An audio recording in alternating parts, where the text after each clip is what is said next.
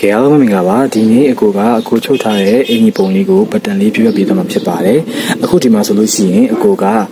ထိုင်းစင်တီမီတာအခြေခံဘတ်တန်ကိုတုံးမှာဖြစ်တယ်အဲ့ဒါကြောင့်မလို့အကိုကပခုံးတောက်ပါရတဲ့ကြောင့်မလို့ပခုံးတောက်ကိုထပ်ပေးမယ်ပေါ့နော်တကယ်လို့ကိုကရိုးလက်မသမားရေဆိုလို့ရှိရင်တော့ဒါမှမဟုတ်ဂျပန်စင်တီသမားရေဆိုလို့ရှိရင်ကိုကဒီမှာဘေးတောက်တစ်ချောင်းပါတယ်ပေါ့နော်အဲ့ဒါဆိုလို့ရှိရင်အဲ့ဘေးတောက်တစ်ချောင်းကိုထပ်ပေးလိုက်မယ်ပေါ့နော်အဲ့ဒါဆိုလို့ရှိရင်ဟိုလေအင်ကြီးလေးကအုံလေးပို့ကြွလာမှာဖြစ်တယ်ပေါ့နော်ဒါတော့သဘောတရားပြပြတာအင်ကြီးပုံစံလေးတွေအခုတောင်းတဲ့ချောင်းလောက်ပါမှပို့ပြီးမှလှတယ်ပေါ့နော်ရင်အုံလေးလည်းကြွပြီးတော့အခုဒီမှာဆိုလို့ရှိရင်ကိုကပခုံးတောက်ပါတော့အတွက်ကြောင့်မလို့ပခုံးတောက်ကိုထပ်လိုက်မယ်နော်ဒီပခုံးတောက်ကိုထပ်ပေးမယ်နောက်ပြီးကျလို့ရှိရင်ကိုတောက်ထိုးရမယ့်နေရာတွေတစ်ချက်ပြောပေးမယ်တောက်ကဘယ်လိုထုံးမလို့ဆိုလို့ရှိရင်ဒီလေပင်ပေါ့နော်မူရင်းလေပင်နဲ့ဒီနိုးထိတ်နဲ့ကိုအကိုတို့တွေမြင်းတစ်ချောင်းဆက်ဆွဲပေးမယ်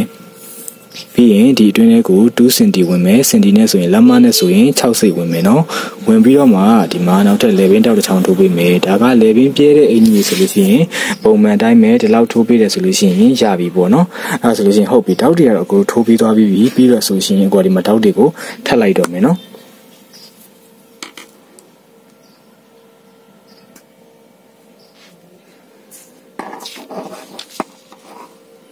အဲ့တော့အကောဒီမှာတောက်ထပ်ဖို့အတွက်ကိုအောက်တောက်ကိုခွဲလိုက်မယ်နော်ပြီးရင်ပခုံးတောက်ထပ်လိုက်မယ်အကောကပခုံးတောက်ပါတော့ပခုံးတောက်ထပ်မယ်နော်ဘေးတောက်ပါရသူတွေဘေးတောက်ကိုထပ်မယ်ပြီးရင်လေပင်ပြဲမှာဖြစ်တဲ့အတွက်ကြောင့်မို့လို့လေပင်မှာတောက်စားပေးမယ်ပလောက်စားလို့ဆိုလို့ရှိရင်2စင်တီမီတာလက်မသမားရဆိုလို့ရှိရင်အကော6စိတ်စားပေးမယ်နော်စားပြီးတော့ထပ်လိုက်မယ်အဲ့ဒါဆိုလို့ရှိရင်ရပြီเนาะတကယ်လို့အဲ့တော့ level ဖောက်မယ်ဆို तू ကနှစ်ထပ်ပုံစံနေတာအဲ့တော့ level ဖောက်မယ်ဆိုလို့ရှိရင်ဘယ်လိုပုံစံမျိုးဖောက်မလို့ဘယ်လောက်ထိကြာမလို့ဆိုလို့ရှိရင်ကိုဝေရဲတဲ့ပုံမှာမူတည်ပြီးတော့မှဖောက်လို့ရတယ်ပေါ့เนาะကိုကတော့အရန်အကိုဖောက်ထားတဲ့ပုံစံကကြတော့အရန်လည်းမဝေရဘူးဆိုလို့ရှိရင်ဟိုပေါ့เนาะဒီရင်ကျယ်မြင်းပေါ့เนาะညီမရင်ကျယ်မြင်းဆိုတာကိုရှိရပေါ့เนาะအဲ့ရင်ကျယ်မြင်းလောက်ကိုပဲအကိုအမြဲတမ်းเนาะဖောက်ပေးတယ်တကယ်လို့ရင်ကျင်မင်းအောက်ကိုရောက်တယ်ဆိုလို့ရှိရင်တော့ရင်သားနည်းနည်းပေါ်မယ်ပေါ့နော်အဲ့လိုဆိုရင်တကယ်လို့ customer ဝေရဲတယ်ဆိုပြဿနာမရှိဘူးเนาะမဝေရဲဘူးဆိုလို့ရှိရင်တော့ရင်ကျင်မင်းလောက်မှဖောက်တာကတော့အကိုတွေအသင့်တော်ဆုံးပဲပေါ့နော်ရင်ကျင်မင်းရဲ့အပေါ်ရောက်သွားတယ်ဆိုလို့ရှိရင်လည်းအင်ကြီးပုံကမလှတော့ဘူးပေါ့နော်အခုဒီမှာကိုရင်ကျင်မင်းမှာเนาะလေပင်ပေါက်ဖောက်ပြမယ်အဲ့ဟုတ်ပြီဒီရင်ကျင်မင်းမှာအကိုဖောက်မှုဆိုလို့ရှိရင် low curve နဲ့ပေါ့နော်ဝိုက်မယ်ဒီပေါ့နော်ဒီရင်ကျယ်မြင်းဒီဂျိုင်းစနေရနေအပေါ်ကိုတလက်မလောက်ပဲတက်ပြီးတော့ပြလေးပဲနော်ဒီလေပင်အကြကရင်ကျယ်မြင်းပုံမှာပဲရှိမယ်ဒီဘက်ကိုကျနည်းနည်းလေးအပေါ်ကိုတက်ပြီးမယ်အဲ့လိုမျိုးလေးဖောက်လိုက်တယ်ဒါတော့အခုဖောက်ထားတဲ့နေပြပြနော်ကိုကဒီအောက်ကိုကြာကျင်နေဆိုရင်အောက်ကိုဆင်းပြီးတော့မှဖောက်လို့ရတယ်နော်ပြဿနာမရှိဘူးဟုတ်ပြီအဲ့ဒါဆိုလို့ရှိရင်အောက်ချမ်းကဒီတိုင်းပဲဒီရှေ့မှာ F1 ဖြစ်မယ်ဒီဘက်မှာကျတော့ F2 နော်တောက်ကိုဒီနေရာကနေခွဲပြီးမှဖြတ်ချလိုက်မယ်ဒီနားကနေပြီးမှဖြတ်ချပြီးမယ်နော်ဒါအောက်ချမ်းအတွက်အဲ့ပြီးအပေါ်ချမ်းအတွက်ကျတော့အခုဒီမှာဆိုရှင်နော်အကိုဒီမှာအခုံးလေးတွေယူမှာဆိုတော့နော်လေပင်ရဲ့ဘေးကိုနော်အကိုတွေ4စိတ်လောက်နော်ဒါဆိုရင်1 cm 1.5 လောက်ချပြီးတော့မှာနော်ဘေးကိုချပြီးတော့မှာဒီလိုလေးယူပေးမယ်ဂျိုင်းအောင်လောက်ထိ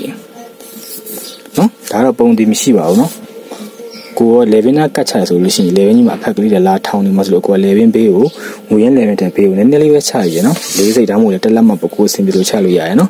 ်ချပြီးဆိုကိုဒီမှာကိုယူမဲ့ပုံစံတိုင်းလေးပဲဒီလိုမျိုးတွေအဝိုက်ကလေးဝိုက်လိုက်မယ်ဝိုက်ပြီးသွားပြီဆိုတော့မှဒီပေါ်မှာကိုကလာပြီးတော့မှအခုံးလေးတွေကို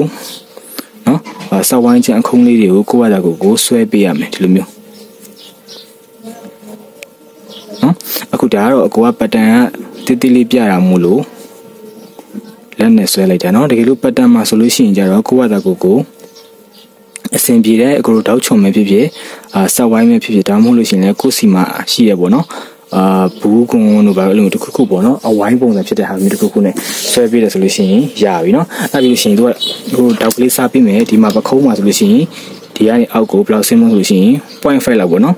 0.5 လောက်ဆင်းမယ်စင်တီသမိုင်းဆိုလို့ရှိရင်2စိတ်လောက်ဆင်းပြီးတော့မှအခုဒီမှာစားပေးလိုက်မယ်เนาะပခုံးကြီးထောင်နေမှာဆိုလို့เนาะအဲ့လိုမျိုးလေးစားပေးမယ်ဟုတ်ပြီအဲ့ဒါဆိုလို့ရှိရင်ရပြီအခုဒီမှာအောက်ချမ်းက F1 F2 ပဲဒီအပေါ်ချမ်းကကျတော့ဒီဥစ္စာကိုပြန်ပြီးမှ copy လိမ့်ပြီးတော့မှယူပေးရမှာเนาะ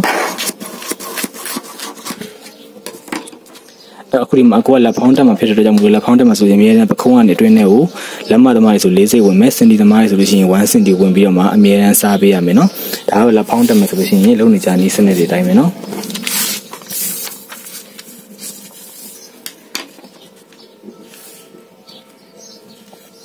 အဲ့တော့ဟုတ် ဟုတ်ပြီတကယ်လို့အကိုတို့ပတ်တန်အကြီးမှဆိုလို့ရှိရင်ပတ်တန်ကိုဘယ်လိုလှိမ့်မလို့ဆိုလို့ရှိရင်ဒီကနေဒီနေရာကိုဒီအခွေလေးကိုလှိမ့်ပြီးတော့မှယူလို့ရတယ်နော်အဲ့လိုမျိုးလေးယူမယ်ဆိုလို့ရှိရင်လည်းရတယ်အခုဒီမှာကျတော့အကိုကကျတော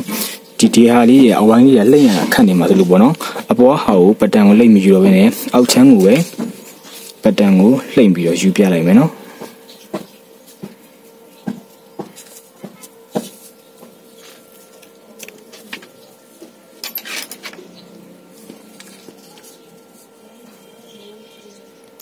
ဒါမှမဟုတ်ဒီအပေါ်ဟာကိုလှိမ့်ပြီးယူမယ်ဆိုလို့ရှိရင်လည်းရတယ်နော်ဒီအပေါ်ဟာပဲလှိမ့်ပြီးကိုယူပြလိုက်မယ်နော်တကယ်လို့ဒီအဝိုင်းလေးကိုမှင်ကန်လှိမ့်ရမှာခတ်မှာဆိုလို့ရှိရင်ကိုယ်ဒီအဝိုင်းလေးကိုမလှိမ့်နဲ့အခုခုနအကိုဆွဲထားတဲ့အဖြောင်းတိုင်းကိုပဲလှိမ့်ပြီးအရင်ယူပေးအောက်ချမ်းကိုနော်အောက်ချမ်းကိုလှိမ့်ပြီးတော့ဒီမှာထွက်လာပြီးအောက်မှာနော်အရာလေးတွေပါတယ်နော်အကိုကတော့မြင်ရတယ်နော်ဒီမှာဒီလိုလေးပေါ်လိုက်ဆိုတော့မှဒီအောက်ကိုရောက်မှာနော်ကိုဒီမှာမှင်နဲ့မှတ်လိုက်မယ်မှတ်ပြီးတော့မှကိုကလည်းကိုဒီအောက်မှာပြန်ပြီးတော့မှအဝိုင်းကလေးတွေဝိုက်ပေးတယ်ဆိုလို့ရှိရင်ရတယ်နော်ကိုစင်ပြီးသလိုဒီအောက်ရောက်မှာအဝိုင်းကလေးတွေပြန်သွားရတယ်ဆိုလို့ရှိရင်တော့မှင်ကန်လှိမ့်ရအရင်ကြီးမခတ်တော့ဘူးပေါ့နော်အဲ့တော့အခုကျမှအကိုကဒီဘွားကိုမြတ်ထုတ်လိုက်အောင်မယ်နော်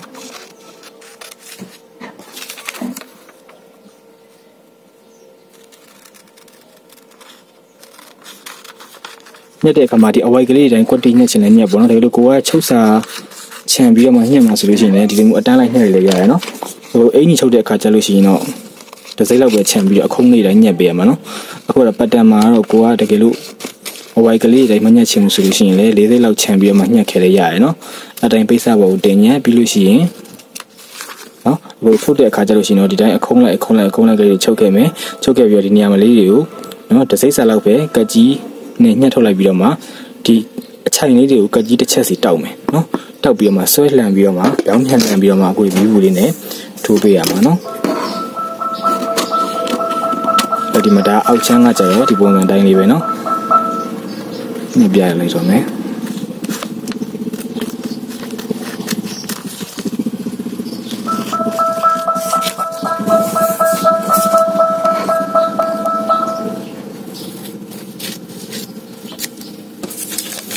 အဲ့တော့ဒီနေရာနေပြီးမှခွဲလိုက်မယ်နော်အဲ့ဆိုလို့ရှိရင်ဟိုရပြီဒီမှာအောက်ချမ်းက F1 F2 เนาะပြီးလို့ရှိရင်တို့ကွတ်စာကွတ်မယ်အဲ့ပြီးလို့ရှိရင်ကိုတွေအပေါ်မှာကျတော့ခုနကဒီအခုံးလေးပေါ့နော်ဒီအခုံးလေးတွေကိုကိုတွေနှစ်ထပ်ချုပ်တာမယ်နော်အလှချမ်းကိုနှစ်ခုညက်ပြီးတော့မှနှစ်ထပ်စီချုပ်တာမယ်ချုပ်တာပြီးတော့ဒီအခုံးလေးတွေကိုလည်းလှန်ပြီးတော့မီးဘူးထိုးထားမယ်ပြီးလို့ရှိရင်ဒီမှာဂျိုင်းကနေပြီးတော့မှလာပြီးဆက်မယ်ဆက်ပြီးလို့ရှိရင်เนาะဒီပေါ်ကိုတင်လိုက်မယ်နော်တင်လိုက်ပြီးတော့ဒီနားနေချီကျဲတဲ့ကြောင်းပေါက်မယ်နော်ဒီမှာနော်နှစ်ခုစုံမဲ့နေရဒီနားလေးကနေဒီလိုလေးပေါက်ခဲ့မယ်နော်ပေါက်ပြီးတော့မှအခုဒီမှာရှေ့ချမ်းနောက်ချမ်းပေါ့နော်နောက်ချမ်းရှေ့ဆိုနောက်ချမ်းလေးနဲ့ပခုံးချင်းတွဲမယ်နောက်ချမ်းတော့အခုပြရမပြီးတော့နော်ဒီမှာပခုံးချင်းဆက်လိုက်ပြီးတော့မှနောက်ချမ်းလည်းပင်ဖောက်လိုက်မယ်နော်ကိုယ်အဆင်ပြေတယ်လို့မျိုးပြီးလို့ရှိရင်အခုတွေလက်ပတ်တန်လေးရှိတယ်လက်ပတ်တန်မှာလည်းဟိုနော်ပုံမှန်ရိုးလက်ပတ်တန်ရှိတယ်နော်ဒီလိုရိုးလက်ပတ်တန်ကိုမှခုနပြောတယ်လို့အခုံးလေးလိုချင်တယ်ဆိုလို့ရှိရင်ကိုလိုချင်တဲ့အခုံးလေးတွေကိုကိုကလာကိုကြိုက်တဲ့ site ကလေးတွေယူပြီးတော့မှလုပ်ပေးမယ်ဆိုလို့ရှိရင်ရတယ်နော်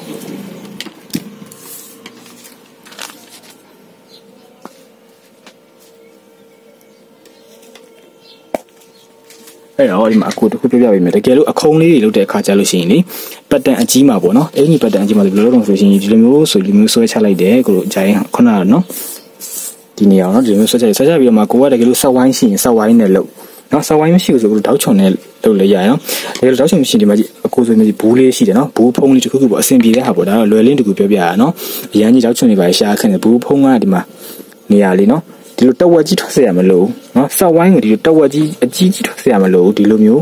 အဖျားလေးပဲနော်အဖျားလေးပဲဒီနားလေးပဲထွက်မယ်ဆိုတော့အကွာမှတ်ထားတယ်ဒီလိုလေးစုံမယ်ဒီမြန်းပေါ်မှာနော်ဒီမက်ကလေးနှစ်ခုကနေဒီလိုမျိုးလေးဆက်တယ်အဲ့တော့နောက်တစ်နေရာမှာလည်းနော်ဒီအမက်ကလေးနှစ်ခုဒီမှာတမတ်ဆက်မယ်ဒီမှာတမတ်စုံမယ်စုံပြီးတော့မှဒီလိုမျိုးလေးဝိုင်းတယ်နော်ဒီမှာဒီအမက်ကလေးစုံမယ်နောက်ကမလေးလည်းစုံမယ်စုံပြီးတော့မှအဲ့လိုမျိုးလေးတောက်လျှောက်ဝိုင်းလာခဲ့ဆိုလို့ရှိရင်လည်းရတယ်နော်ဒီဝိုင်းမဟုတ်ရှိဘူးဆိုလို့ရှိရင်ကိုယ်အဆင်ပြေတဲ့ဥစ္စာပေါ့နော်အနီးနားမှာတစ်ခုတော့ဟိုဝိုင်းနဲ့ဟာတော့ရှိမှာပါနော်အဲ site ကကိုကြိုက်တဲ့အရွယ်စားပေါ့နော်ကိုယ်လှတယ်လို့မျိုးတုံးလို့ရတယ်နော်အကိုချုပ်ထားတဲ့အင်ကြီးလေးပြပေးမယ်အခုဒီမှာဆိုလို့ရှိရင်ဒါကတော့အကိုချုပ်ထားတဲ့အင်ကြီးလေးပေါ့နော်ဒီမှာအပေါ်မှာဆိုလို့ရှိရင် ဒါနှစ်ထပ်ချုပ်ထားတယ်နော်ဒီကောင်ကိုကျတော့အကူကပိတ်ဆက်မလို့လို့ဒီအပေါ်မှာကျတော့ပိတ်သားသုံးထားပြီးတယ်ဒီအောက်မှာကျတော့အကူကကော်ပိတ်နဲ့လန့်ပေးထားတယ်ပေါ့နော်လက်ကလေးတွေမှာကျတော့အကူကသူ့အစားနဲ့သူပဲပြန်လန့်ပေးထားတယ်နော်လက်ကလေးတွေကိုတော့သူ့စားလေးနဲ့သူပဲပြန်လည်မိတယ်ဒီလိုအင်ကြီးစားလေးသူ့စားနဲ့သူပြန်လည်ကောင်းပါရဲ့နော်အခုကအစားမလောက်လို့ဒီအတွင်းထဲကနော်ဒီအပေါ်လက်ကလေးကိုကြတော့အခုကကော်ပိတ်နဲ့ပြန်လည်ထားတယ်နော်နည်းနည်းချင်းထိန်းပြီးတော့မှဖြည်းဖြည်းချင်းမြူးဝေတော့ထိုးပြီးနော်တက်တက်ရရလေးဖြစ်နေအောင်လို့အဲ့လိုရှိဒီမှာဒါအောက်ချမ်းကကျတော့ဟိုဒီမှာပုံမှန်တိုင်းပဲနော်ဒီလိုမျိုးလေးနော်ဒါဆိုလို့ရှိရင်ရပြီနော်အဲ့ဒါက customer မှာဝတ်ကြည့်ပြီးလို့ရှိရင်ဒီနေရာလေးကိုနည်းနည်းတစ်ချက်လောက်တုပ်ပေးလိုက်နော်ဒီနေရာစုံတဲ့နေရာလေးကိုတစ်ချက်လောက်တုပ်ပေးလိုက်နော်အဲ့ဒါဆိုလို့ရှိရင်ရပြီအဲ့တော့အားလုံးပဲကျေးဇူးတင်ပါတယ်နော်